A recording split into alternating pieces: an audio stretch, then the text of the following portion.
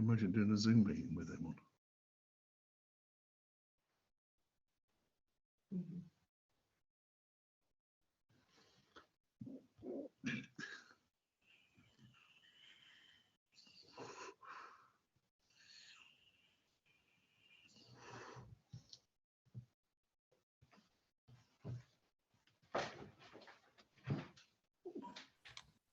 Alrighty, hello, everyone. Welcome to Indie Art Today. I'm Anthony Piccioni, and thank you for joining us for episode 43 of this podcast. Now, if you're just tuning in now on our video edition of this podcast, as you can probably tell, we're going to be trying something a little bit different tonight. Instead of our just audio-only editions usually, we have a video panel of 5, maybe 6 playwrights, depending on whether she is able to get here or not. She seems to be running a bit late. But we are going to be talking about the future of live theater in the post-COVID era. Now, as a lot of you who are watching this know, like, we have just started reopening theaters here in New York City, and on April 2nd, other cities seem to be following suit. And so we're really entering, as far as I'm concerned, a whole new era of theater post-COVID, with virtual theater, with the potential live streaming of productions. We still have COVID restrictions in place for now. And I thought it'd be a good idea to have a discussion with playwrights, actors, and directors alike over the next 3 weeks to talk about what this new era we're entering will look like. So I'm really excited today. We have 3 panels coming up. Next week, we're going to be talking with some directors about their perspectives, and then we're going to wrap it up the week after with some actors. But for today, I am joined by a couple of my fellow playwrights to talk about this whole new era we're living in. So to our playwrights, if you can all please turn your videos back on, that would be greatly appreciated. So there they are.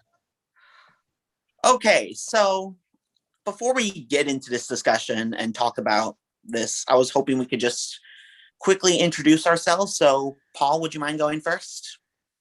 Okay, I'm Paul Smith. I run an online theatre script agency called Smith Scripts, based in the UK. And yeah, it's been an interesting year, certainly for me. I think I've published 750 scripts in that year, with plenty more coming in all the time. So people have been doing a lot of writing. It'll be very interesting to see what happens next.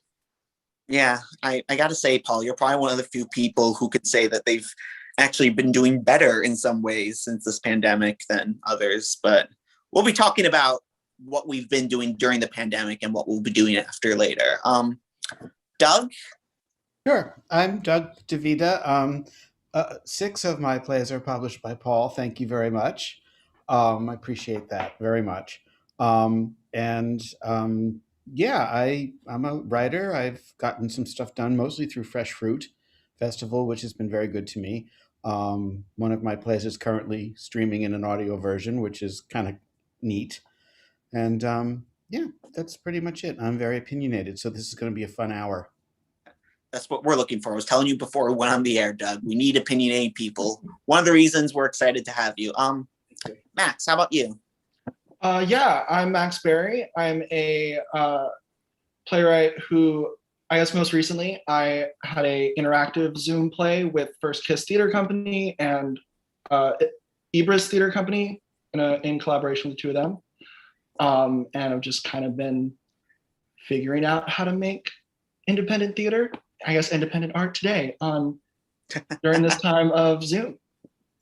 Nice little segue in there into the title of my podcast. Thank you. And you've also been working on a series, so don't be humble about that. So yeah, and I have a Zoom web series filmed entirely on Zoom that'll be coming out at the end of the month. So keep an eye on that. Yes, and we'll be talking more about our virtual projects. So yeah, Dave. Hi, I'm Dave Proctor. Obviously British, but now live in Spain. And I haven't been writing that long, about 18 months for the theatre, but I'm proud as punch to say that Paul has published 14 or 15 of my plays, and is that many, Paul? But so, as you can see, I've been busy during lockdown. Just hope people start performing them soon. Oh, by the way, I mainly write comedy, so it should be a good foil to Doug. We could all use a good laugh, right? And finally, Marjorie. Hi, I'm Marjorie Bicknell. I live in Philadelphia. Paul hasn't published any of my plays yet, but he may be getting some. We'll see. I recently, this year, I've had a play done by Spark Creative Works in New York. I just had one done, a one act that's been tearing up academic theater. It's been done at 3 different colleges now, and it looks like it may be done at a 4th. And I just had a play in the Philadelphia Theater Week with the wonderful title of Well, Spank My Ass. I have no idea what that play's about, but I'm dying to see it now. But you're dying to see it now. I know, it's a grand title. So that was just part of a collection of plays called Plays with 30 Words in the Title that were produced for Philadelphia Theater Week, which just ended last night.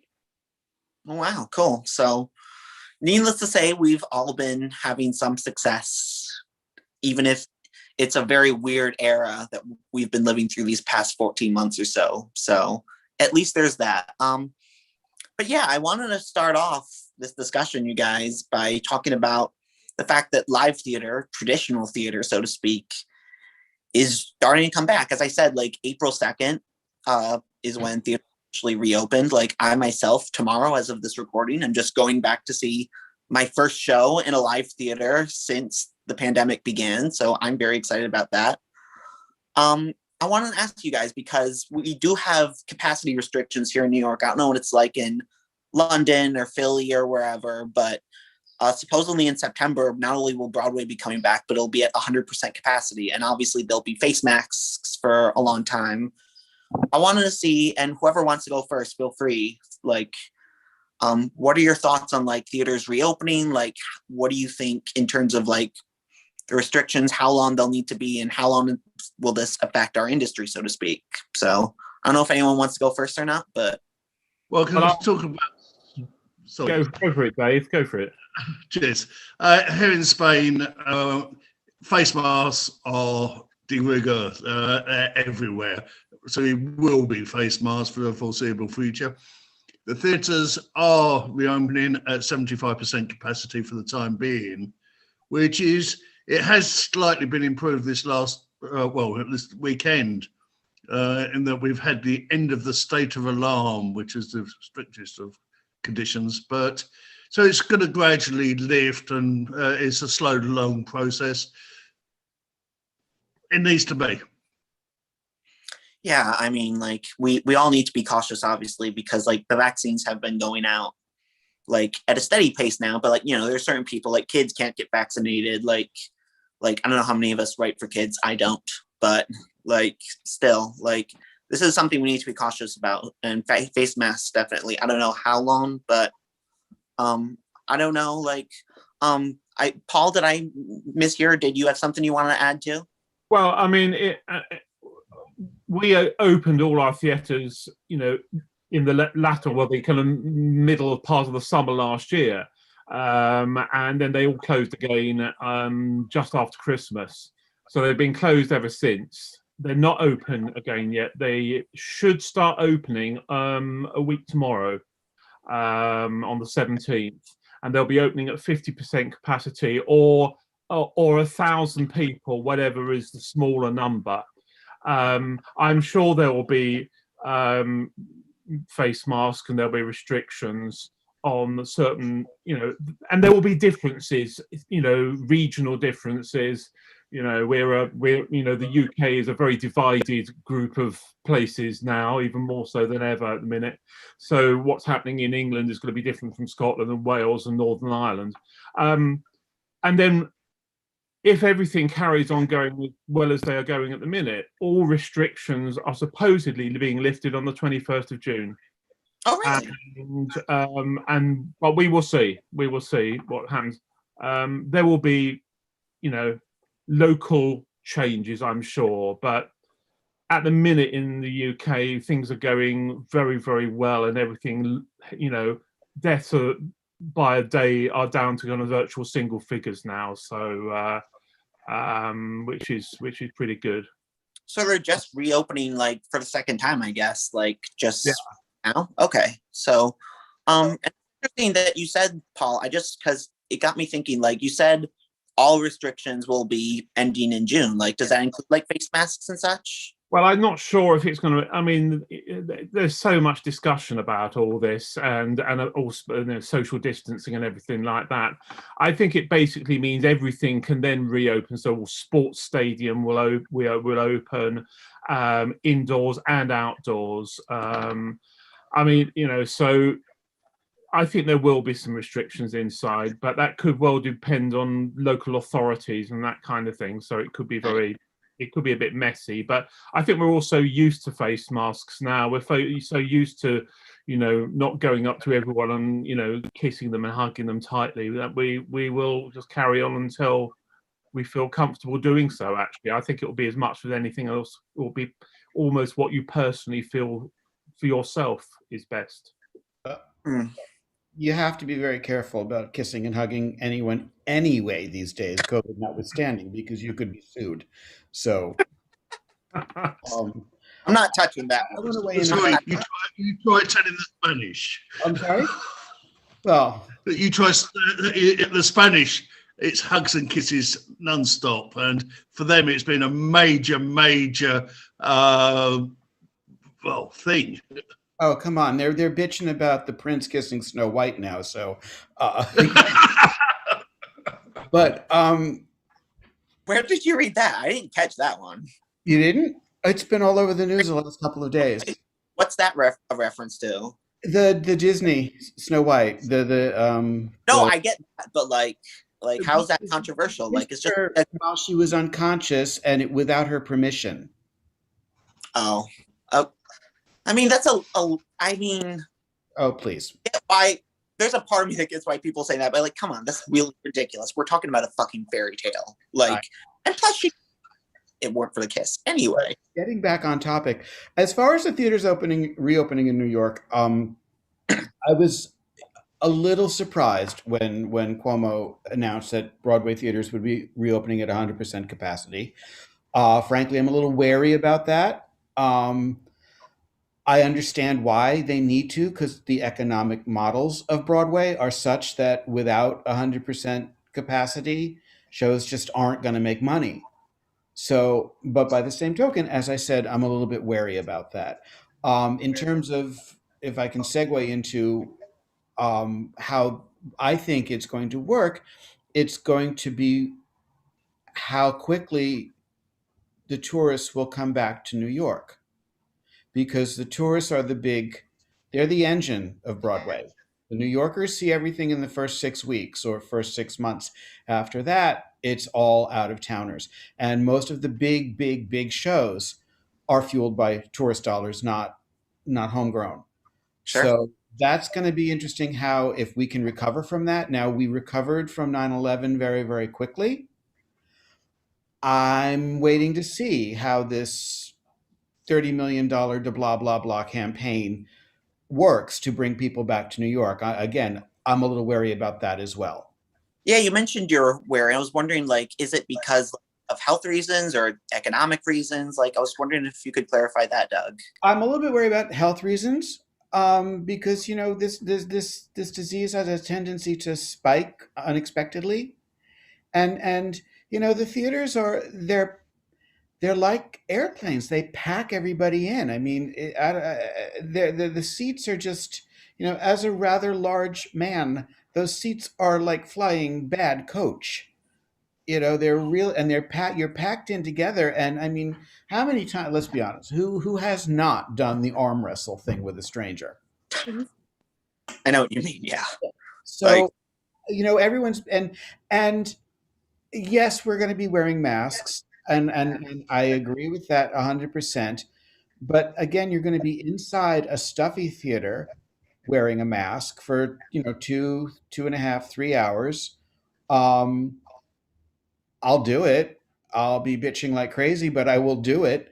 But people might not want to do that. I mean, there's a lot of resistance, even in Manhattan. There's still resistance to wearing masks. Yeah, I mean, like resistance to face masks is a whole different thing. Like we'd be going outside the topic of theater if we did that. But right. But I'm curious to know how many of you agree with that, because my attitude is yes, face masks until the vaccine's available to kids at least should still be in place. I 100% agree with that. I agree with it too. Absolutely. In terms of full capacity, though, like I'm sort of on the fence on that, because like my attitude is like we have a vaccine that's available to adults. The vast majority of people going to see a Broadway play or an off-Broadway play for that matter, or a West End play for that matter, are adults.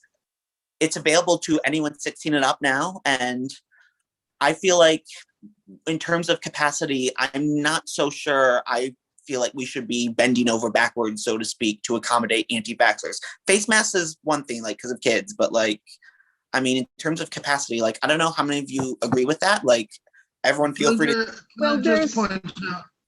Sorry, Marjorie, I didn't hear from you. You want to say something? There's this to think about. We've all been at home. We've all been masked. We might have been inoculated from COVID-19, but we haven't had the seasonal flu.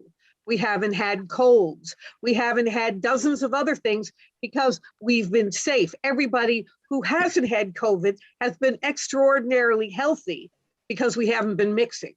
So it isn't just COVID that can be spread in these tight places.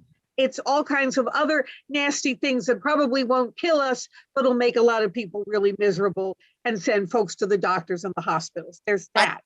But I guess what I would say to that is like, first of all, there is a flu vaccine. I don't know how many people have gotten the flu vaccine. I got one last year, but I still get a flu vaccine. Every year. I will eventually. I promise you guys. But yeah, but there's like plenty of people who didn't. But there's that. The other thing is cost. I am wondering just how, we already know that, if you want a really good seat on Broadway, you're paying $250, $300. There's those super prime seats. And the $125, $150 that used to be the top level now gets you somewhere in the second balcony. Music Man is coming in at $500. See, and controversy. Here in Philly, the Kimmel Center, which owns the Kimmel Center and the Academy of Arts, which is the Academy of Music, which is where all of the plays are, because it's got a beautiful stage. It's an opera house. They announced that their season ticket holders have to make a mandatory donation of $1,000 to purchase, to renew their subscriptions, and the subscriptions have gone up by 50%. $1,000? $1,000. You have to hand them $1,000 for the privilege of buying the same ticket that you had last year. That's insane. I mean, like, anyone else heard of that? Like, I mean, like, in terms of like having to pay like $1,000, like, people are not good with it. People are very angry and very upset. You've got people who have had the same seats for 25 years, and they're being told now they need to they have $1,000. I know where they're coming from. It's very expensive to bring Hamilton back in for a month, but at the same time, you're already paying a couple $100 for that seat to see Hamilton. And now they're raising that. That's going to be more like $250, and they're going to pay $1,000 for the privilege of buying the tickets. So a lot of people are going to stay home. And if I find myself having to spend that much money, I may stay home simply because of the economics. Sure. It's easy for me. I can see a Broadway show like a New York native because the train takes under 2 hours to whisk me in and whisk me home. I've even taken classes in New York. I think nothing of going up to New York from Philly. There are plenty of Philadelphians who work in New York every day. I have a friend in New York. Call us the fifth borough or the sixth borough now, you know. So anyway, but even in Philly, the prices are going up. And I know that the local theaters, the regional theaters here in Philly are all planning on upping their prices as well. So I'm sorry, go ahead. I thought Max was going to say something. Yeah, I was gonna kind of pivot slightly. So Doug, if you had something to add. Well, no, I mean, it's just a larger question about the economics of theater to begin with, which are, and we're pricing ourselves out of the market. So but anyway. I think they're making a mistake raising prices. Like, part of me gets it because, like, as someone who produces his own work, like, you do have to be able to break even and pay your actors in a lot of cases. Like, if you're a big commercial production, you have to pay back investors too, ideally. So, but at the same time, you're going to draw away a lot of audience members, like, especially like $1,000 fucking dollars. Come on now. Like, who here thinks that's reasonable? Anyway, Max, I don't want to keep you waiting. I know you had something to say. Go. So then that kind of just, what that makes me excited about is, and I think I've been saying this for the whole pandemic, is I'm excited for Broadway to get back just like anybody. But I'm excited for all of the off and all of the just theater in the streets and all of the weird stuff that now is going to be affordable.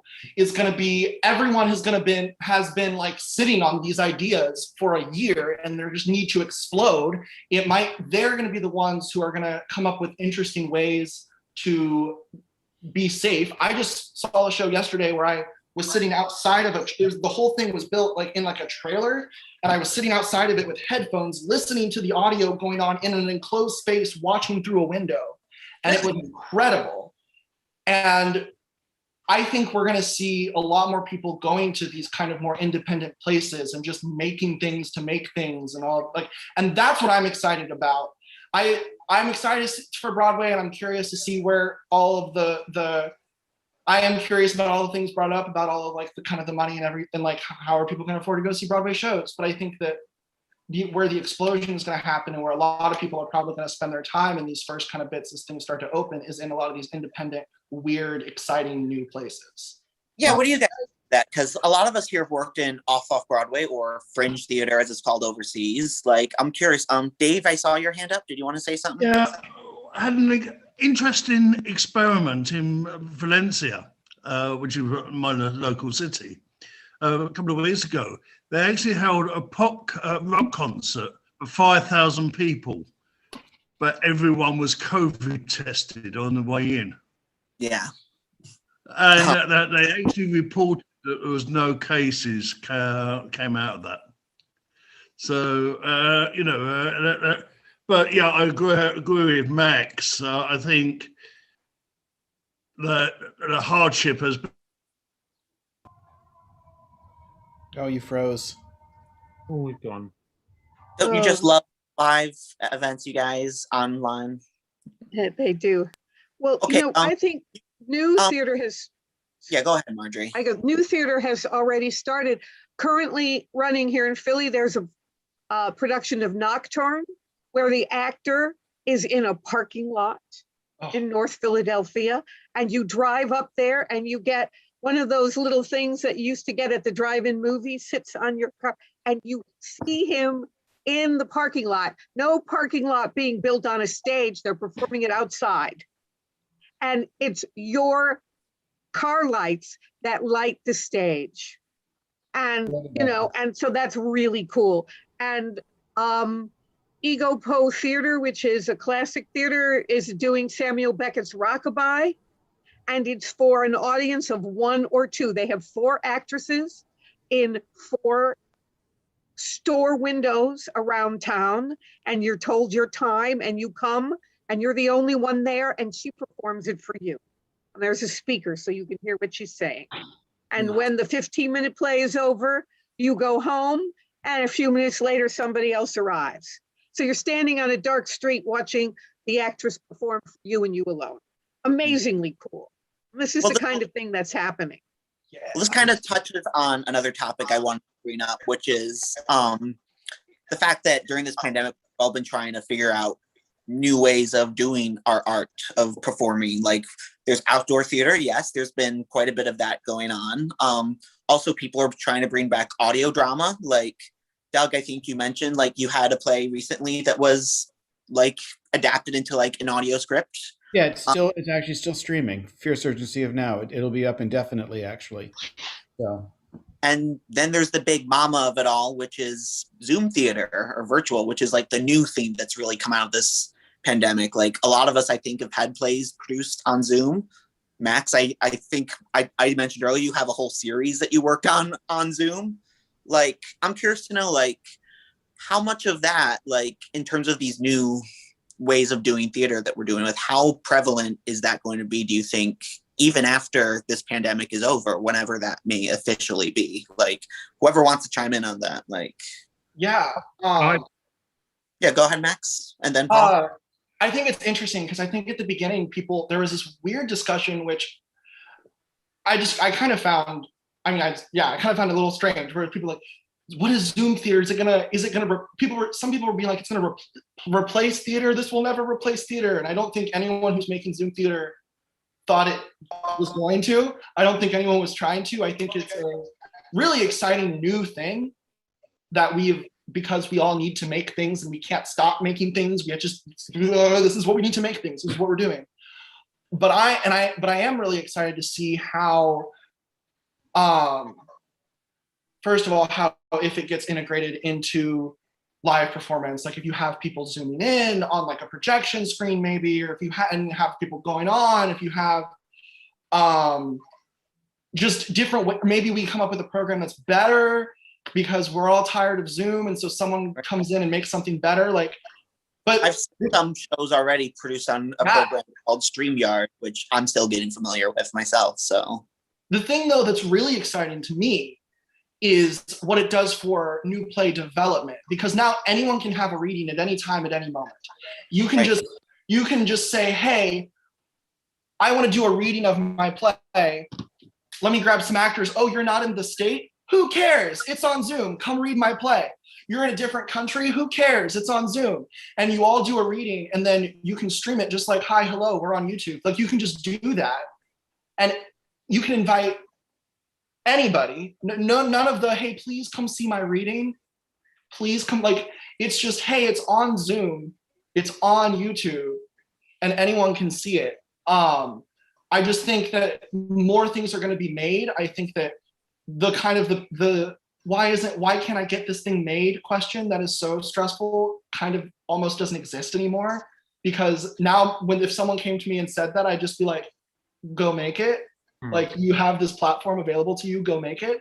And so in the development stage, I think is what's going to be really big and exciting. One caveat about that: you've got to be careful with the unions.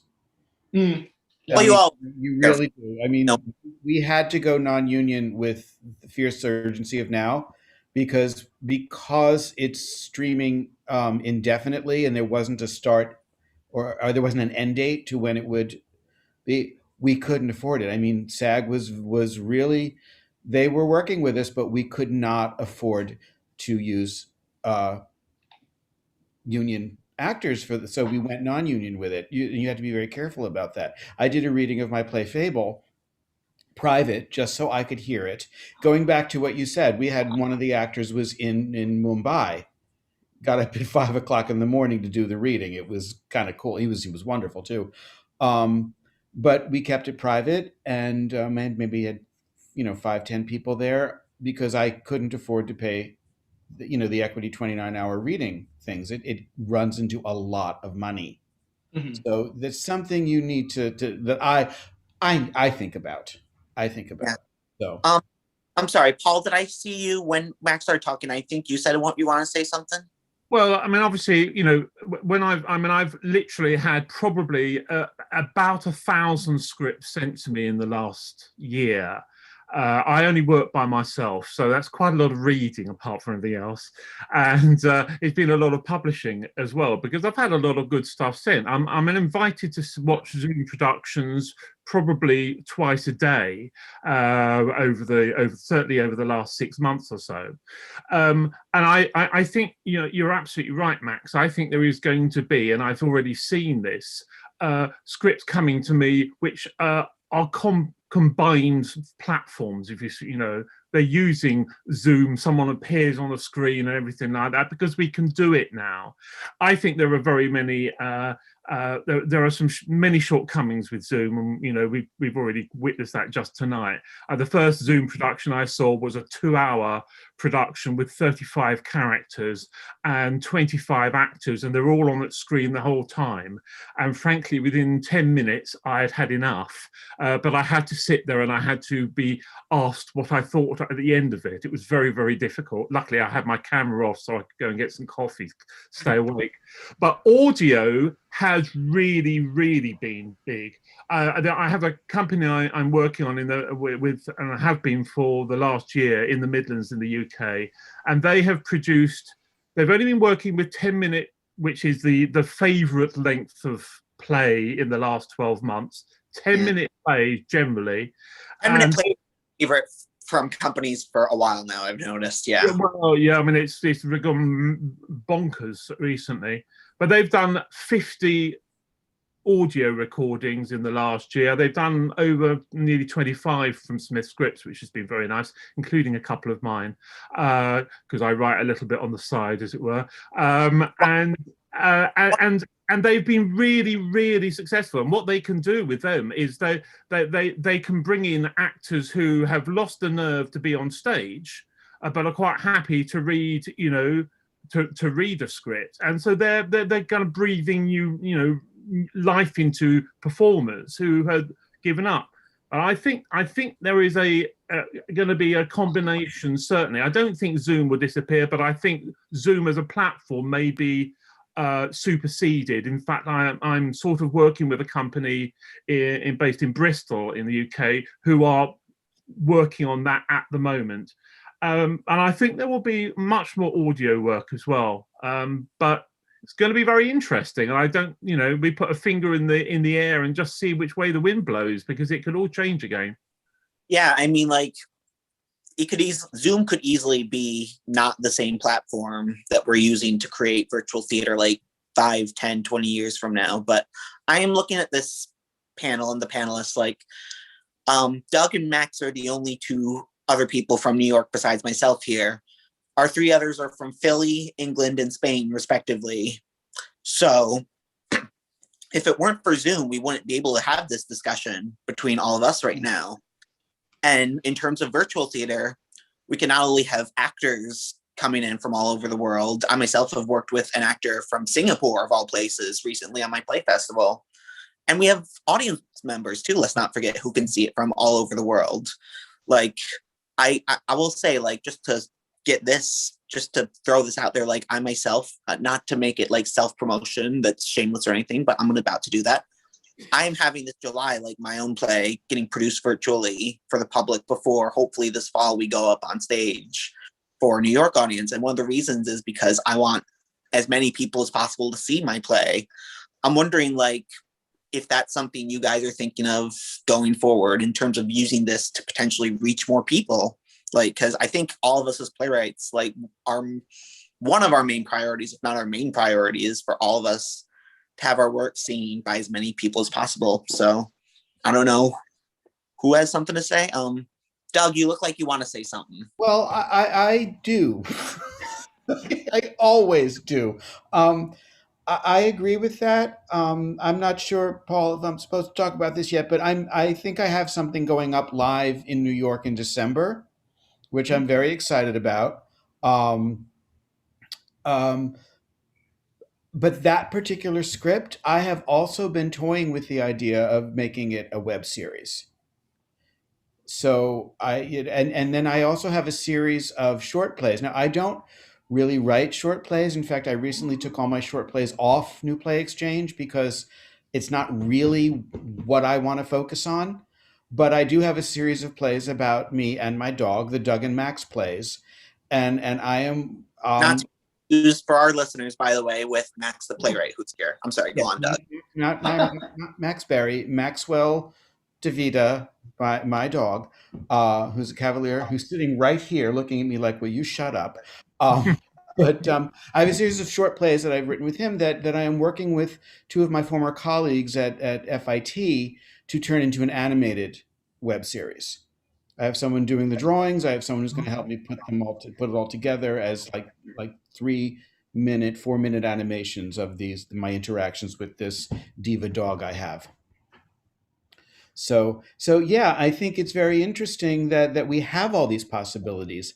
And yes, I also think that there's the idea of the mix between the Zoom and the live. There's so many tremendous, wonderful possibilities with that. Yeah. It's not that much different from shows that have used projections and stuff like that. Absolutely. In the past, it's just it brings it up to a different level in the way we approach the writing. Marjorie, you looked like you wanted to say something.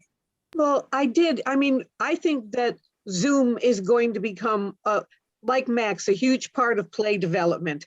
And I will say, when the pandemic locked us all in last March, I had set up, I'm a regional rep for the Dramatists Guild, and I had set up footlights readings for a number of playwrights, all of whom I said to them, I'll move your reading to Zoom. And they said, I'll wait. And so this went on until about June. I'll wait. I want to have it real live with people around me. No reading for me. So I did something that was absolutely insane. I put out a call for 10-minute plays. I was told by the Dramatists Guild, every play I received would have to be part of the production. I couldn't eliminate anyone for any reason, not even quality, because the Guild is for all playwrights. So I received 24 plays, which was probably lucky. Okay. And I broke them up into 4 evenings. And we had some rehearsals. I got actors from all over the world.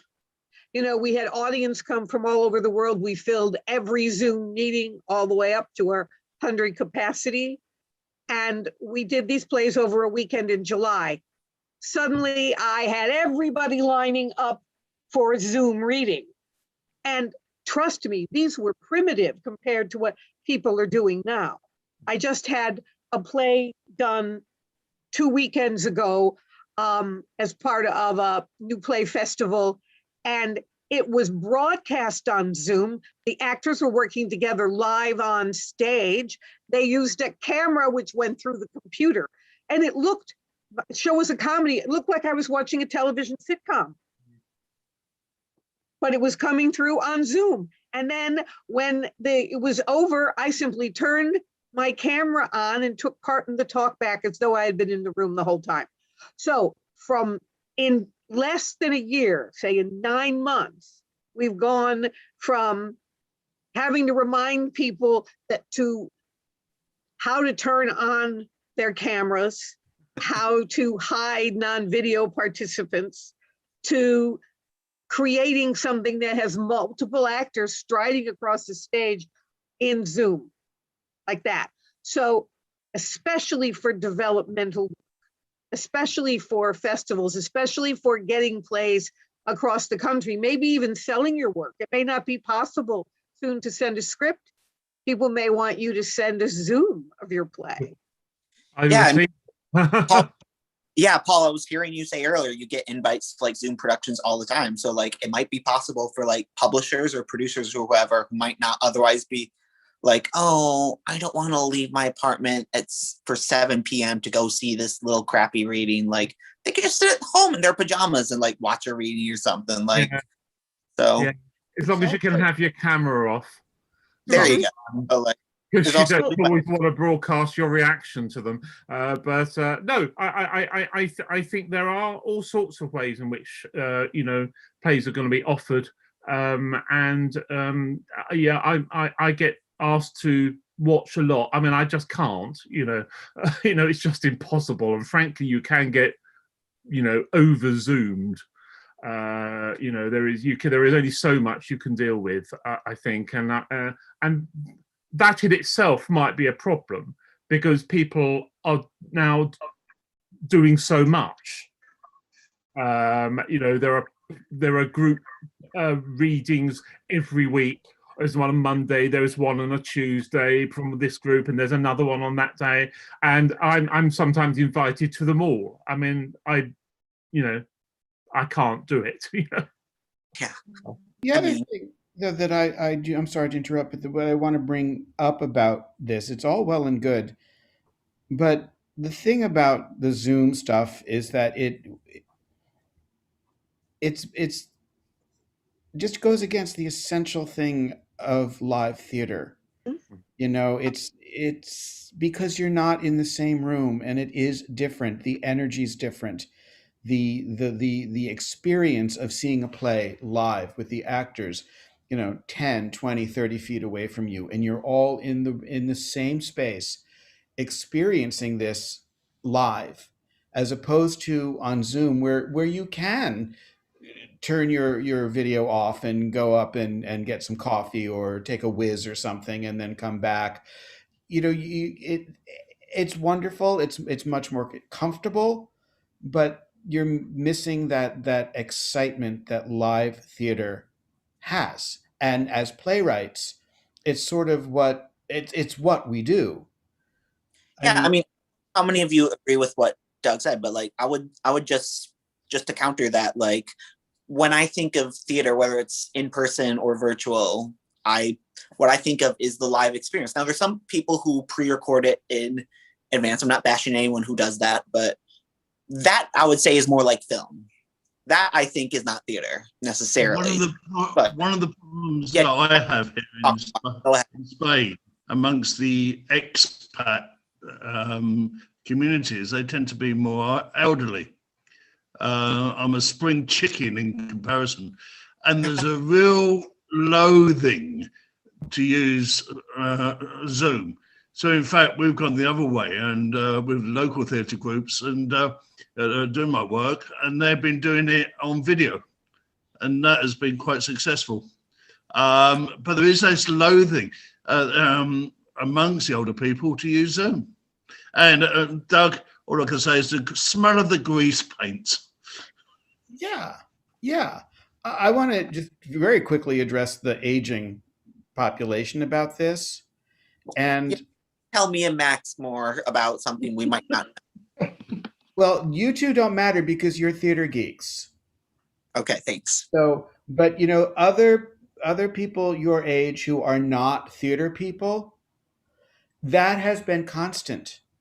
And people age into going into the theater, and that is one thing that has always bugged me, that people don't really think about or realize that if you go back 10, 20, 40, 50 years ago, people bitching about, it was an aging, a gray population. But guess what?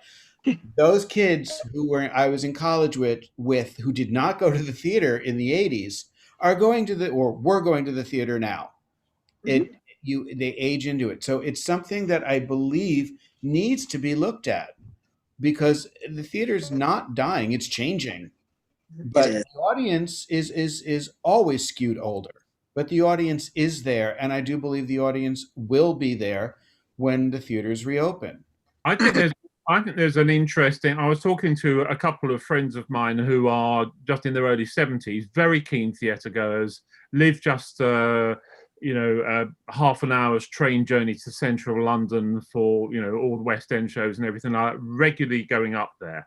And I was saying to them, I said, "Have you missed not going to the theatre?" And they said, "No, not really. We've still interested in it.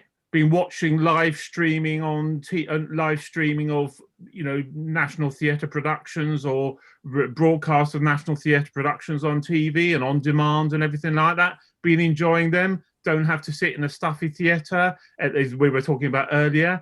And I said, "Well, will you be going back as often?" And they said, "Probably not." because, you know, it will save us some money and so on. You know, I mean, I'm a theatre reviewer as well, and you know, will I be going? I don't do it a lot, but I mean, the year before last, I did 80 reviews, I think, and will I be doing 80 reviews in the next 12 months? I very, very much doubt it.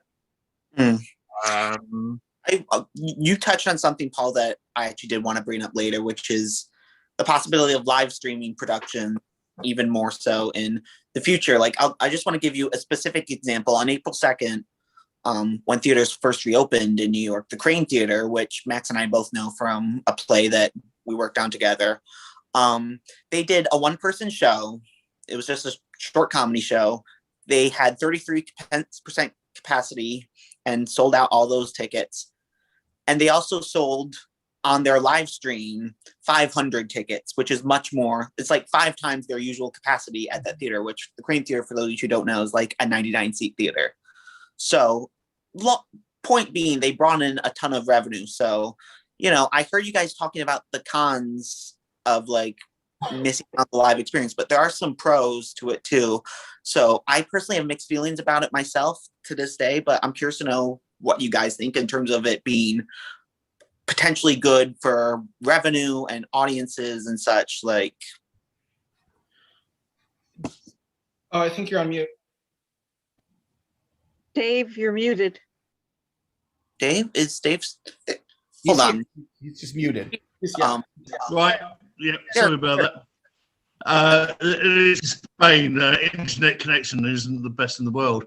I just think we need to differentiate between the different medium. Zoom is one thing, live streaming is another, audio is another, and each is separated separately. I'm a great fan of live streaming. I've been watching some fantastic stuff on the National Theatre in London, things like that. But I must admit, some of the Zoom stuff, you know, when you get the disjointed anachronisms that are Zoom, I'm not a fan, but live streaming I love. Yeah, I mean, they've shown, I mean, studies have shown, and it's been for a while now, that a live stream actually does help the box office. Go back to, when was it, in 2007? They did that MTV live streamed a performance of Legally Blonde. And it went like gangbusters, and it also kept the show afloat another, you know, additional 6 or 7 months. I mean, there was a huge spike at the box office after that live stream, and it kept the show running. So there is that part of it, and I agree with Dave. The live stream are generally very, very well produced. You know, it's like the live from Lincoln Centers or the live from the Metropolitan Opera. I mean, they are planned. They've got multiple cameras. They've got and they're all actual shows. Yeah, like, and it's really so extraordinarily well done. So I agree with Dave on that very much, and the fact that it's been proven that they do help live theater in the long run. What was that play that Ken Davenport did? Oh God, I can't remember the name of it, but it also extended the run of his show. The name will come to me, and I'm sure I'll get if Ken or anyone from there is listening, I'll get an email saying, "Why didn't you remember the name of the show?" Davenport, if you're listening, I'd love to have you on the podcast sometime. I love Ken Davenport. He is a wonderful. He's very, very, very helpful to me. So I want to jump on what Doug's been saying about live streams, and I think live streaming, that Zoom and live streaming and all these things is actually going to increase participation in the theater. And the reason I think this is, I'm going back to my husband, who is a deadhead, and as a deadhead, he loved going to concerts. He also decided that he wanted to take them home with him. And the Grateful Dead would allow anyone who brought any kind of a recording device with them into the theater or the stadium to record the music. They said, "We're done with it, now it's yours."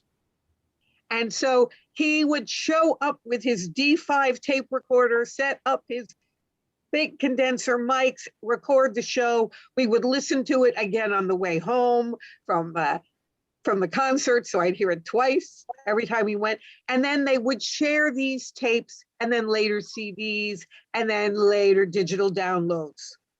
And what happened?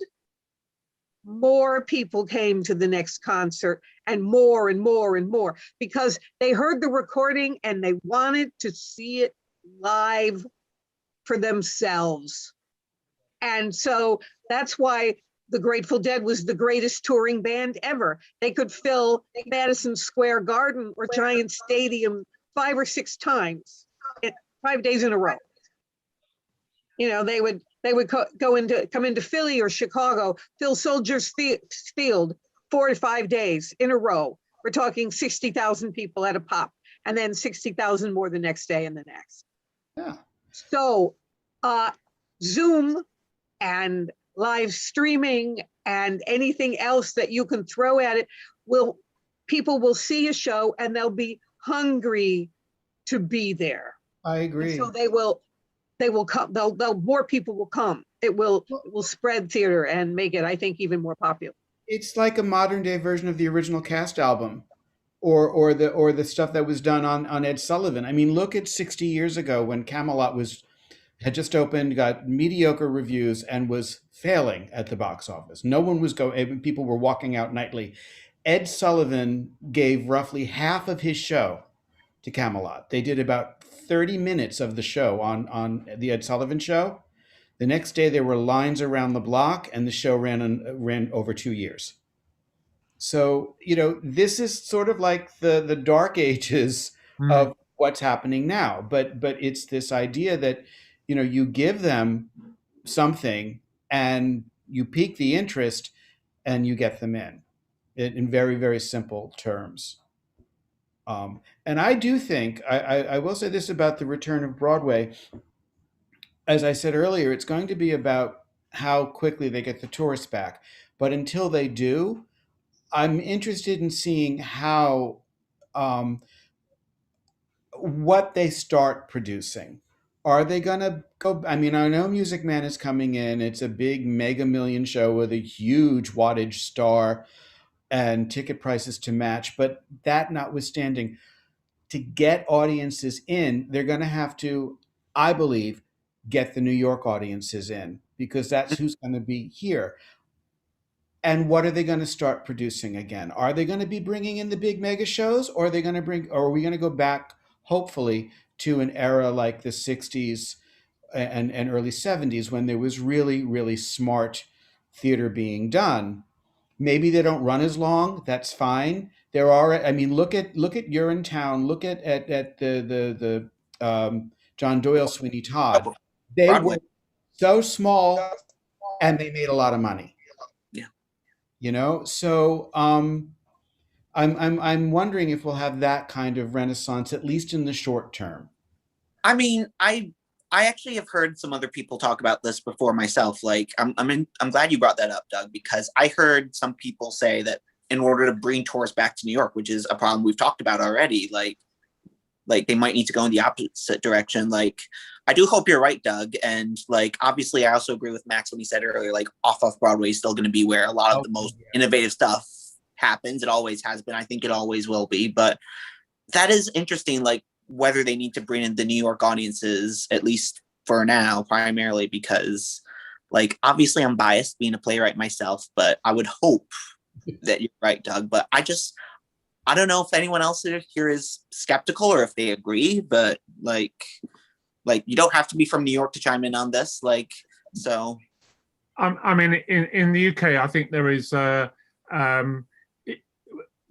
shows that are appearing on the kind of, you know, coming soon rostra are all the things that were going to be coming soon a year ago, or they're coming back. You know, the biggest show that they're talking about is Andrew Lloyd Webber's Cinderella, which is the one that is going to, you know,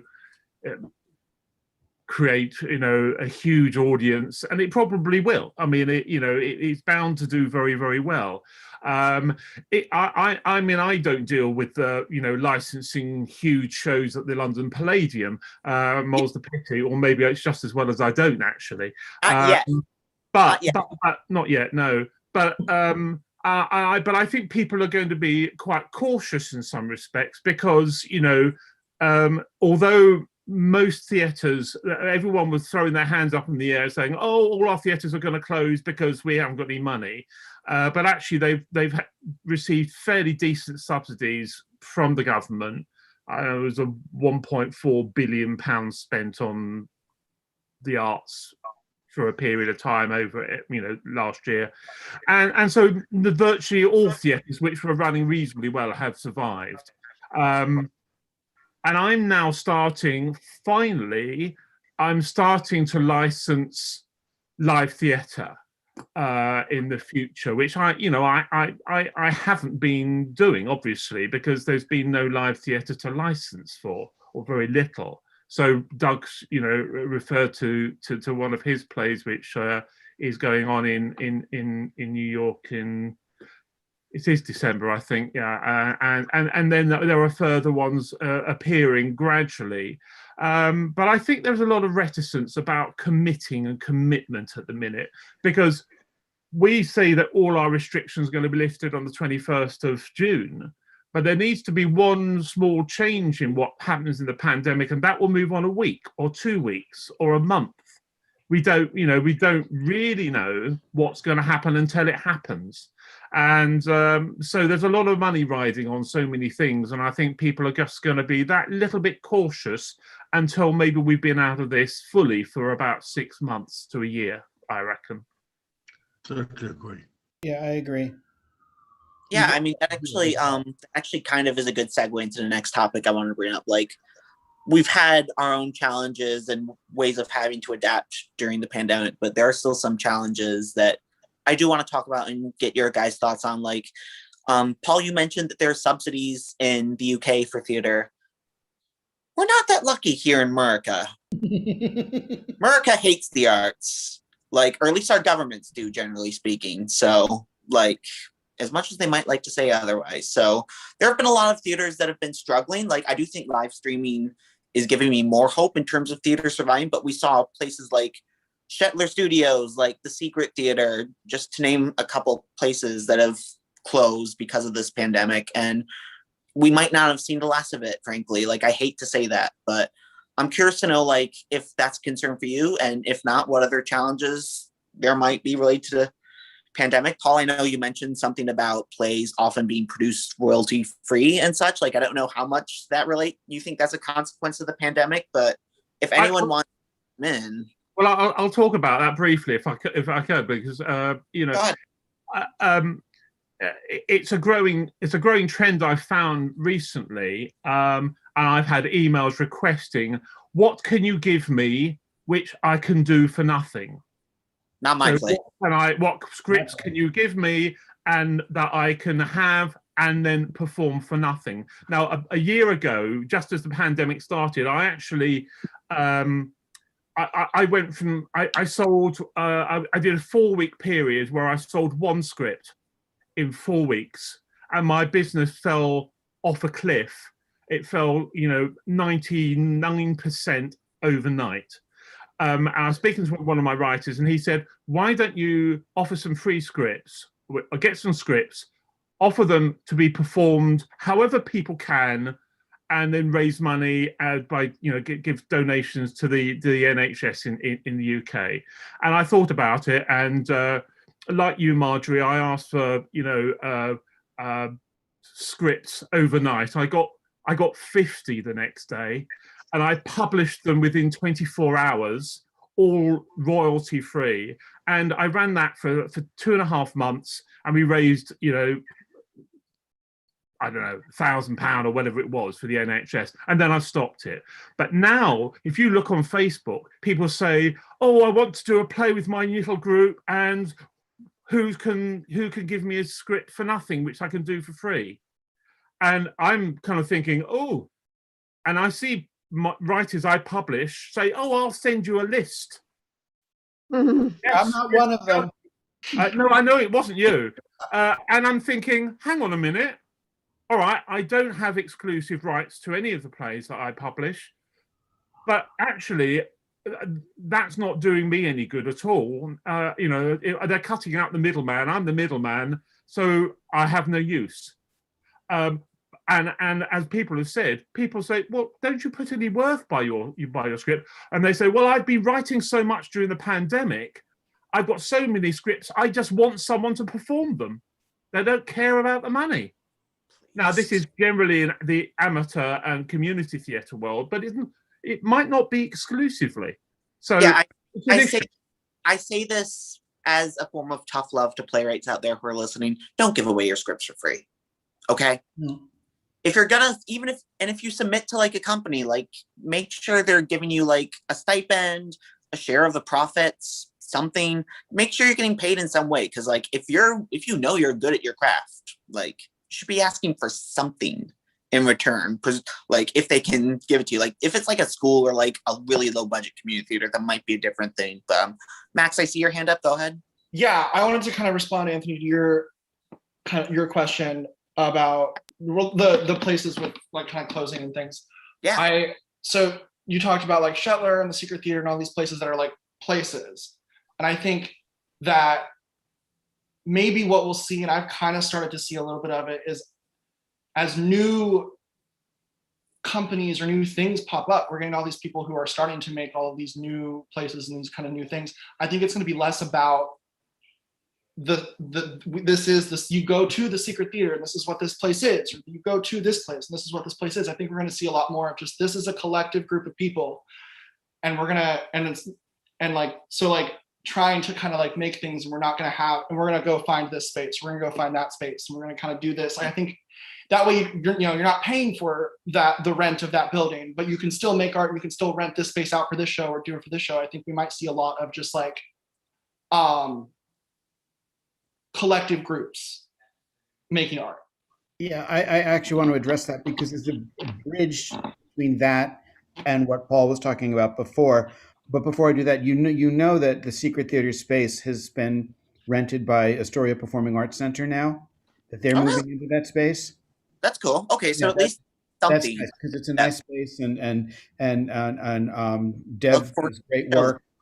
They're a great company, so I was glad to hear that. But the thing about addressing Paul's thing about the giving the shows away, yes, we all want to get our shows done. I mean, who has not gotten a rejection and just like wanted to throw the computer across the room or the phone across, it's like, fuck you. We don't do that, but we think it. And I'm not saying anything that those who send out their rejection letters don't know. I mean, they have to know how angry we get. We want to get our stuff done. I have a question about this for Paul and anybody else in the room. What do we think about the fact that with the collective and all the self-producing that's going on today, because we all are expected now to self-produce our own work, which I've done. I hate it, and I don't want to do it again if I don't have to. But we're not making any money when we self-produce our own work. Or if we do, it's like this much. It's like, okay, I can get like a tall latte. But is that feeding into this, that where, playwrights are not expecting to make money, so they'll give it away because they're producing it themselves?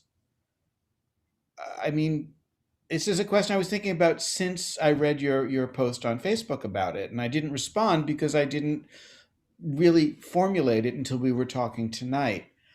But is this, does anyone think that this might be a part of it, that I do think the idea of working in a collective is a great idea, but are we devaluing our own work when we do that?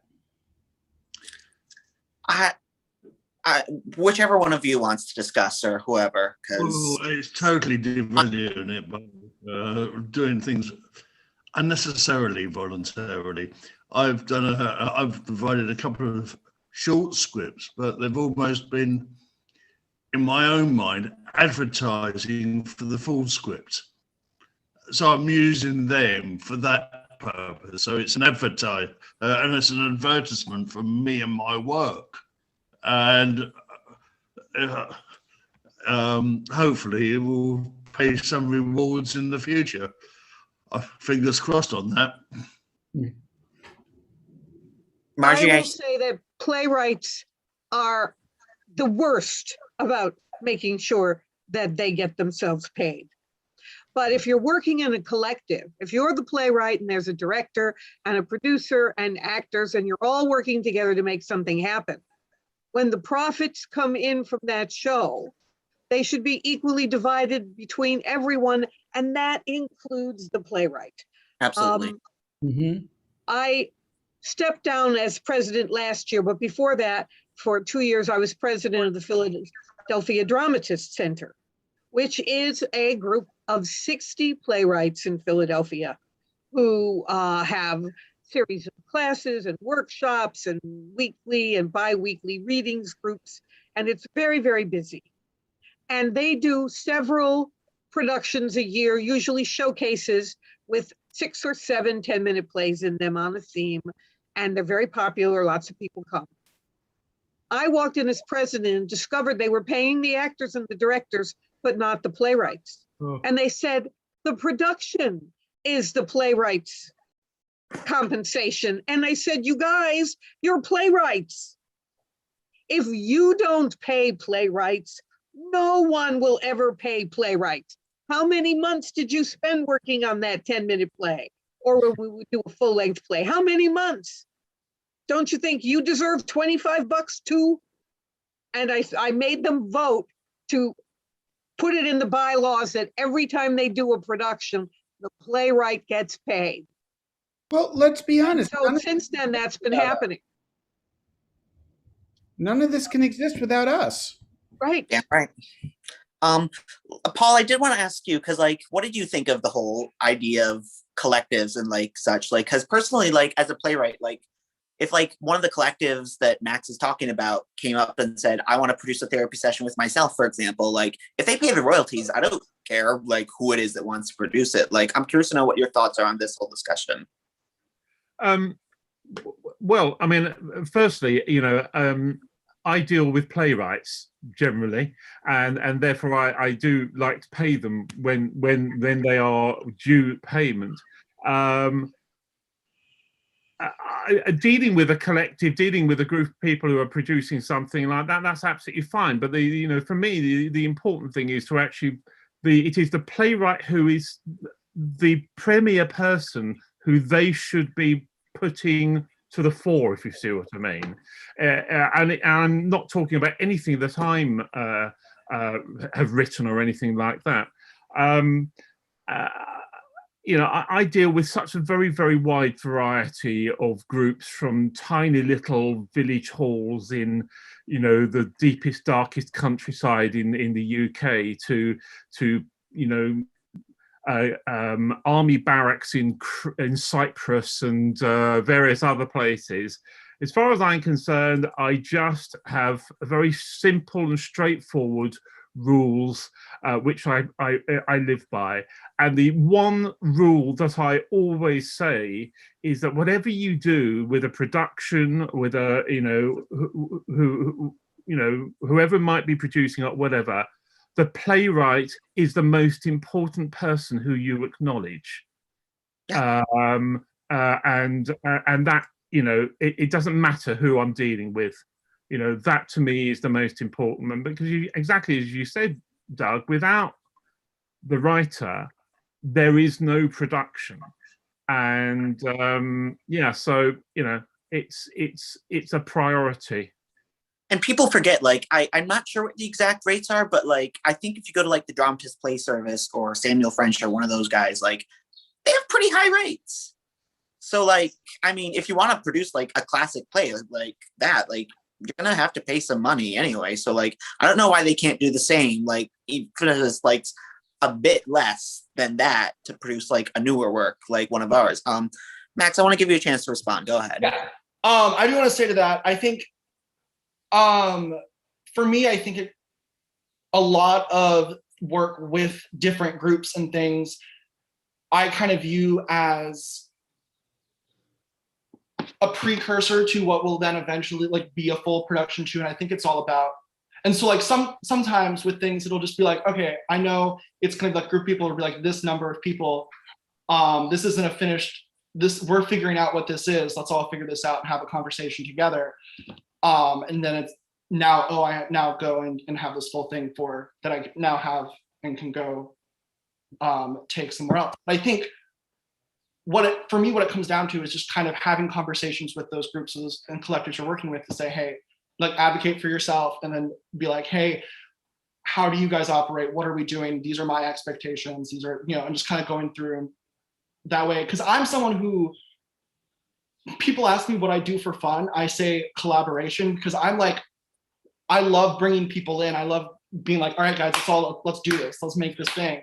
Yeah. But you're right. You get caught up in that excitement, and then you go, oh, wait, I'm also a part of this thing. Oh, wait, I'm excited bringing all these people together, but I'm also a part of this. I'm also an artist who has value. And so making sure that, and because too, especially when you're the one kind of almost producing it and self-producing it too, you want everyone else to also know that they have value. So you're also thinking about everyone else, and you can easily skip over yourself. Mm-hmm. And so I think knowing, hey, kind of what everyone's saying, like, hey, I have value, but also surrounding yourself with people and putting yourself in a group where they can tell you that too, to where if you forget that, someone goes, hey, by the way, are you making sure you're getting something too? Or, hey, we're going to give you something, don't forget. And so I think it just kind of comes down to who the collective is and the group of people that you're talking to. Yeah, it kind of goes back to what Marjorie was saying about how like playwrights can sometimes be the worst in making sure you get paid. So like, I mean, it sucks. We just all have to remember, I have to remind myself this a lot, like of our own self-worth, even if like us, Max, like we're often in a position where we are directly collaborating with the people who are producing our work. So it's challenging. I don't know if anyone has any additional thoughts on this subject before we move on, but if not, like, anyone? Well, we're like actors, they'll work for nothing too, which I don't agree with. We want to get our work out there. We want to get our voices heard. Actors want to get their performances, their talent seen. So there's that part of it, but I don't think that any of us should do it for nothing.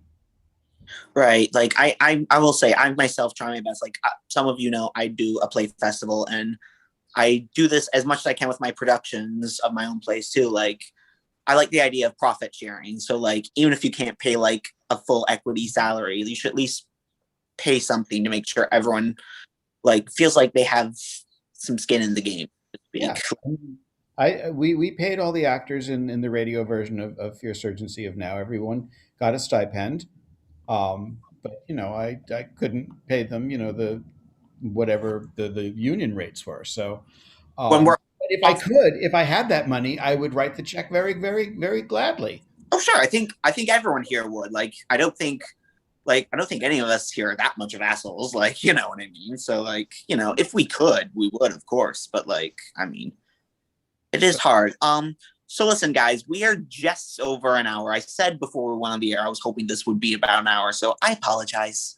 But I just want to end, like, we've talked a lot about the challenges, about the changes that have been going on in the industry. As we're entering this new post-COVID era, I wanted to hear from each of you before we conclude, like, what makes them most optimistic in terms of the future of live theater going forward? I want to go in reverse order of the introduction. So Marjorie, if you're willing to go first. Sure. I think what makes me most optimistic is that there's a real hunger to get out there and see shows. I have gotten 4 texts today from people who said, want to go see Broadway? Broadway's opening up. Let's go get tickets. Why don't we go to New York? You want to go see this show? You want to go see that show? They can hardly wait to get their butts back in the seats of theaters. So if that's going to happen, that's going to be great. I also think that all of the Zoom theater, all of the live streaming, all of the films of plays that have been all over the internet and on television are going to have people chomping at the bit to see these plays in theaters. And that's going to bring them back too. So I think if we can just not get sick, we're going to see theaters actually have a bit of a renaissance. That's what I hope. I 100% agree. Dave? I suppose you can look back at history and echo Marjorie just said.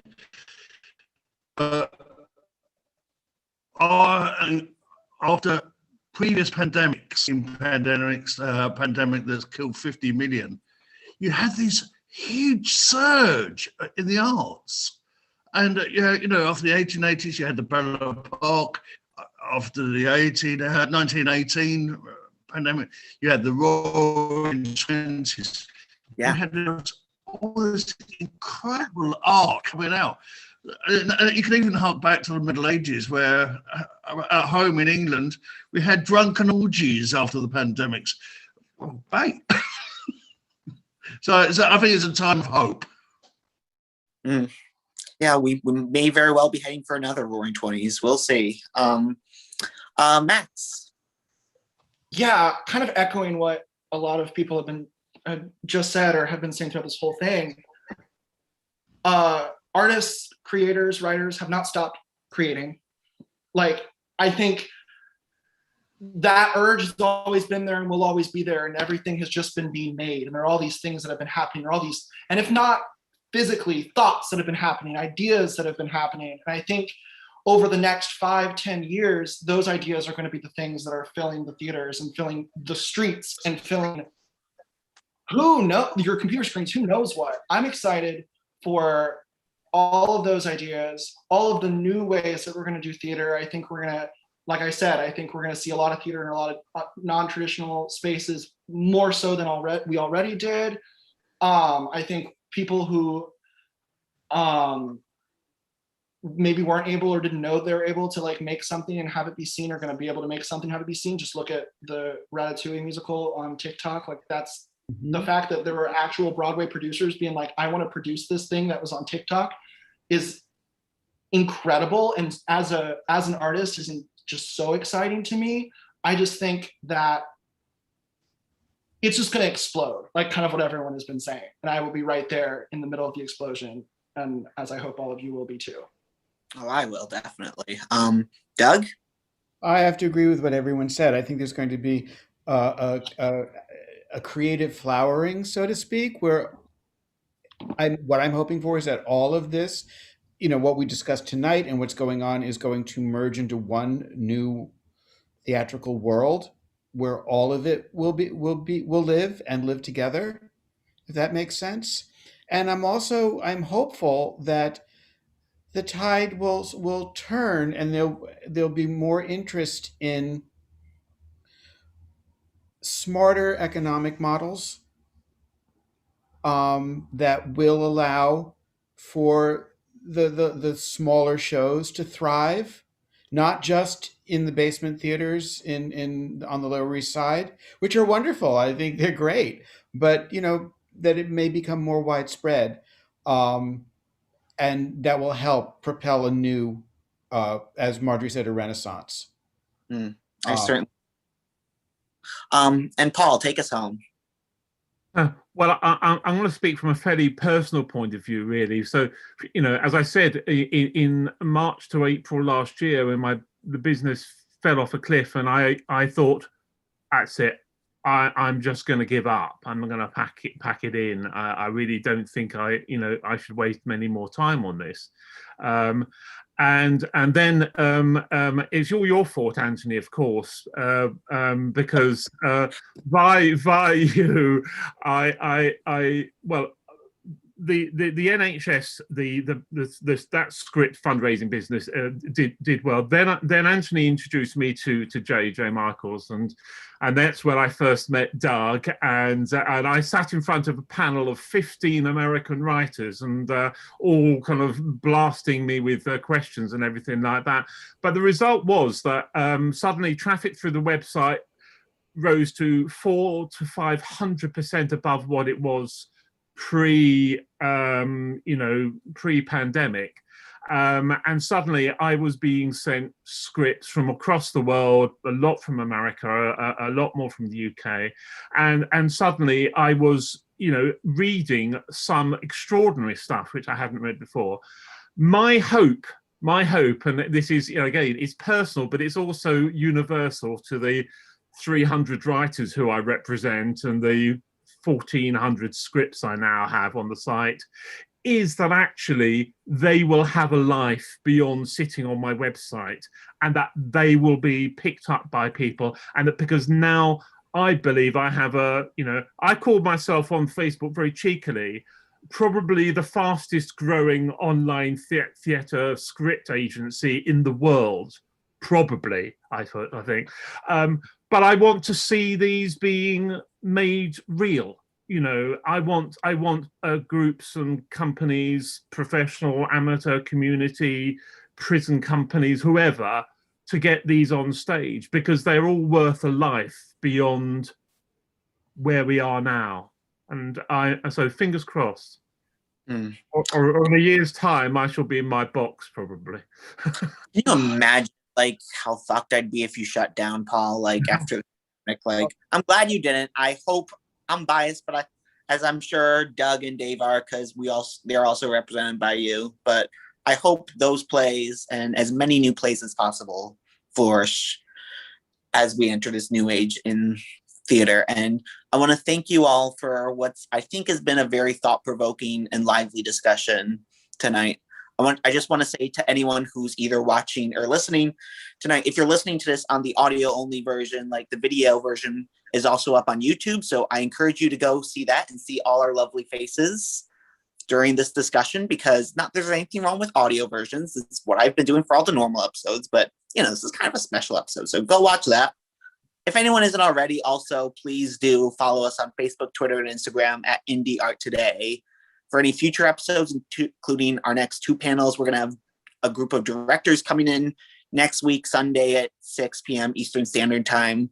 And then lastly, the week after, we'll be hearing from some actors about their perspective on this pandemic. So until then, I want to thank Paul, Doug, Max, Dave, and Marjorie for all joining us tonight. And until next time, I am Anthony Piccioni. And as I like to say always, thank you for listening to Indie Art